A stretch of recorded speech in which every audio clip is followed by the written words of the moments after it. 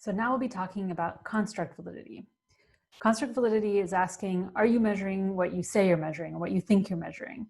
So it's the validity of the claim, I measured blank by doing so-and-so.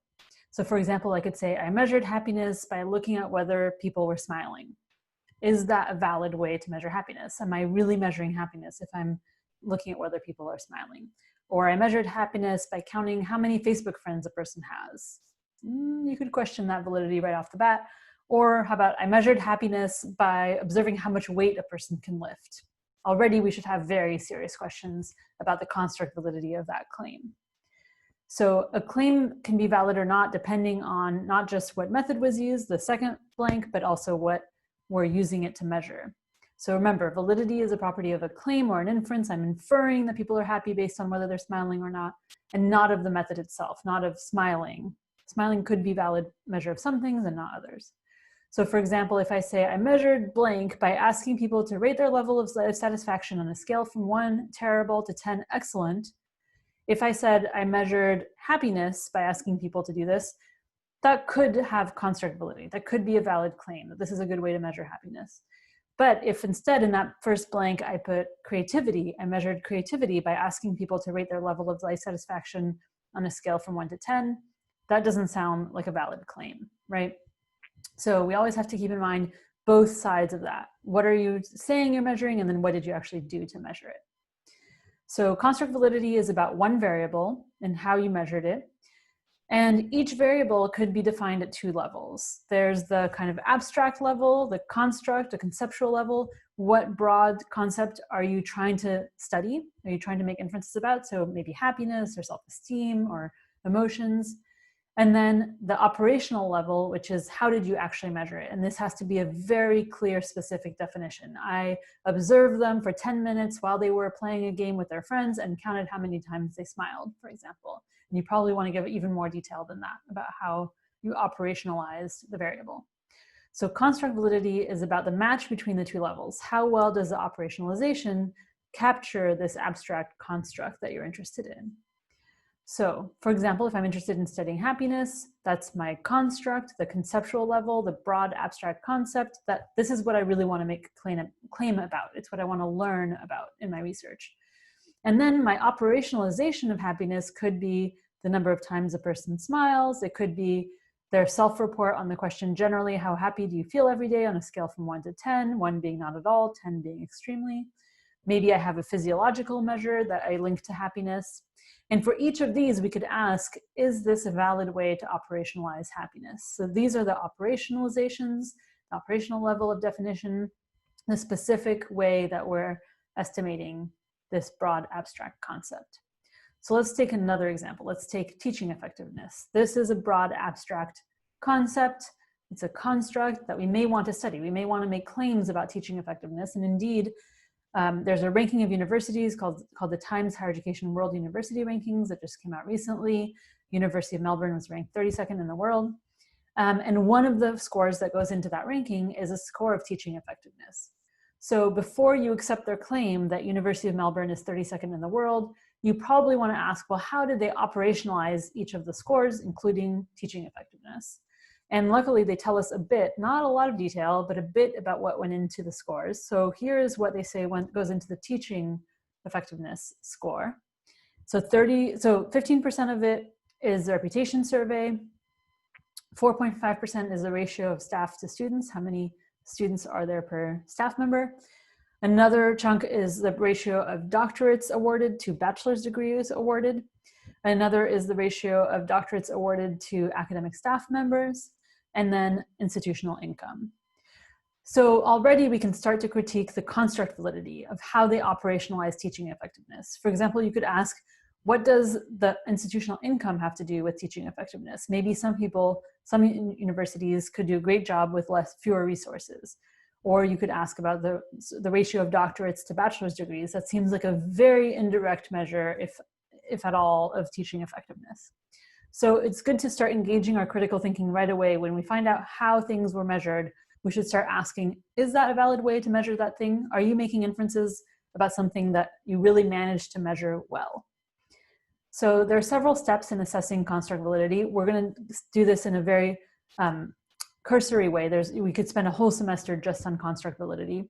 But probably the three key things to hit are, first, we need to make sure we're clear about what we're studying. So is the construct, the abstract concept, well-defined? Am I clear about what I mean? For example, if I say that I'm studying happiness or teaching effectiveness, is it clear exactly what I mean by that? I should give a definition, explanation. And same thing for the operationalization. Here I need to be really specific about what steps I carried out in order to quantify the variable that I'm interested in. So sometimes clarity is a big stumbling block. It can be really hard to clearly define our constructs and to give a clear definition of the operationalization. The second question is method match. So is the operationalization even in the right ballpark? Is it the right kind of measure? And we'll talk about that in a second. Sometimes this is called face validity, or it's related to what people call face validity. On its face, does it look like it could be a measure of the thing? And then the third is the quality of the measure. So is it a good measure of this construct? And we'll get into that a tiny bit more. So method match is basically asking, is the thing you want to measure, are you measuring it with a method that's in the right ballpark? So for example, if the thing I'm interested in is an action, let's say I'm interested in how talkative people are, then ideally I should use behavioral observation to observe how much people talk. If I'm interested in people's ideas or opinions or thoughts or feelings, then likely the best method match might be self-report, especially if I'm interested in their subjective experience of those things going on in their minds. If I'm interested in a physical state, arousal, sleepiness, etc., maybe I should monitor those things using a physiological measure. Now, there are definitely exceptions. There are times when there's a good reason to have mismatch, but generally you hope to see that the method used, the operationalization, is in the category that matches, that corresponds to the type of thing you want to measure. Okay, so what are some problems to look for? So in terms of clarity, often researchers are very vague about the construct they want to study. So they might say that they're studying happiness, but it's not really clear if they mean like the emotion side of happiness or the life satisfaction side, which is more about reflecting on your life. Are you satisfied with it? So it's really important that researchers be very specific and clear about what they're interested in, both at the concept or construct level and at the operationalization level. Another thing to watch out for in the method match condition is when the type of method used is kind of ridiculous on its face.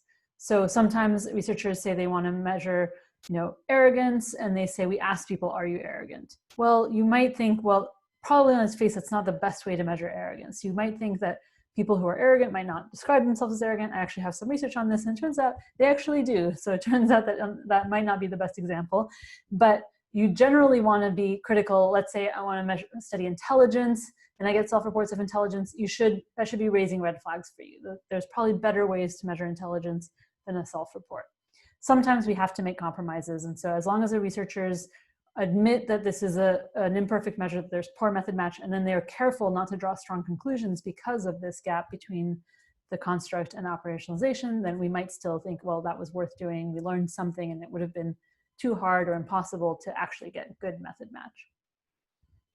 In terms of quality, so you'll learn more about what a valid measure means in subsequent weeks in the semester, but you should look for evidence that the measure has been validated. One kind of key thing to keep in the back of your mind is if the researchers made up the measure out of thin air for this study, they said, well, we wrote some items and then we just used it right away without doing any tests on that questionnaire or survey, then that can be a red flag. If the researchers used a measure that has been published and there's other papers validating that measure, that's a good sign usually. Another point that sometimes gets forgotten is that construct validation applies to manipulations too. So I've been talking about whether the measure is valid, but as you know, in research, sometimes we measure variables and sometimes we manipulate variables. So in an experiment, we manipulate the independent variable and we see if it has an effect on the dependent variable. And so we can ask, is the manipulation, does it have construct validity? Did you manipulate what you think you manipulated, what you say you manipulated? And many experiments ignore this and assume that their manipulation is valid without any attention to this issue. So some potential threats to the validity of manipulations is maybe it doesn't manipulate the construct you're trying to manipulate.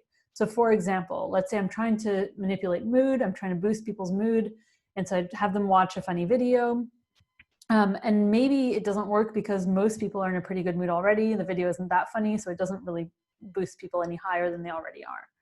Or another potential problem is maybe it does manipulate mood, but it also manipulates other things. So it's not a clean manipulation of just the independent variable, which, as you might remember, is really important for experimental control. You want to make sure that you're isolating the independent variable and not manipulating anything else. So for example, maybe I'm trying to boost people's mood and I use an inspirational video, but it also boosts their self-esteem or confidence. So I did manage to manipulate mood, but unfortunately I created a confound where the people who got the mood boost also got a boost in their self-confidence.